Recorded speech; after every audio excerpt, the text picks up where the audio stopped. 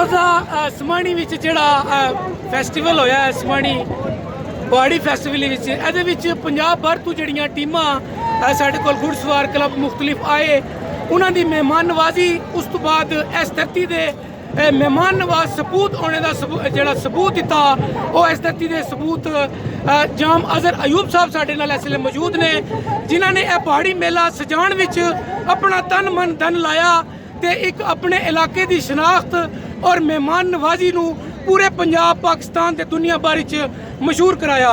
इस मेले के हवाले नाल अज जाम अजहर अयूब साहब साडे नाल मौजूद ने इन्हां नाल गुफ्तगू करने कि इन्हां ने जिहड़े शौक ने इत्थे इन्हां ने अपनी एक टीम भी सी घुड़सवार उन्होंने भी हिस्सा लिया पूरे इलाके नूं महसूस किया ते हुण दुनिया नूं समाणी आने वास्ते क्या पैगाम देंगे जी। बिस्मिल्लाहिर्रहमानिर्रहीम। सब बनाता ही है कि राजा फारूक अहमद साहब ने बहुत शुक्रिया उन्होंने अदा करने कि उन्हें इतने समाणी हल्के वास्ते बहुत कुछ किया, सिर्फ मेले वास्ते नहीं टूरिज्म वास्ते नहीं बल्कि रोडा कॉलेज नौकरियां हर चीज़ उन्होंने दी।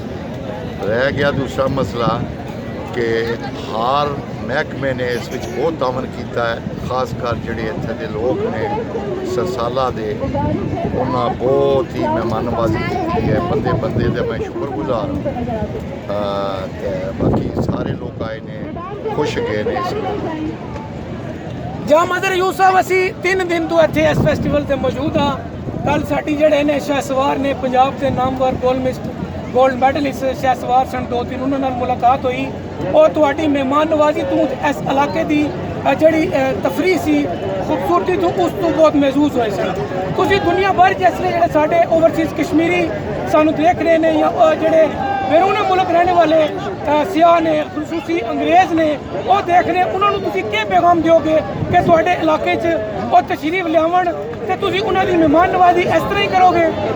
गल ये है कि असी ओवरसीज़ वास्ते तो खास कर वो साडे भरा ने साडे अजीज़ ने ओवरसीज़ वो आवन इत्थे असीं उन्हां दी खिदमत करांगे। खिदमत करना साडा खानदानी पेशा है, लिहाजा जिहड़े पहाड़ी लोग ने वो इसे विच खुश होंदे ने कि मेहमान की खिदमत कर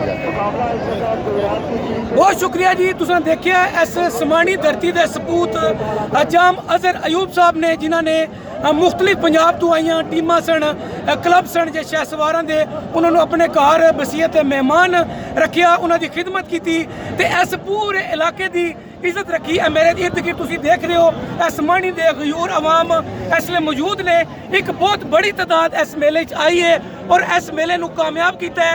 हुकूमत आज़ाद कश्मीर का शुक्रिया कि जिन्होंने इस मेले का अरेंज किया और इस धरती के तमाम बंदियां का शुक्रिया जिन्होंने इस नूं मुनज़म तौर पर करके ते आइंदा साल वास्ते भी इनू पक्का कर लिया है।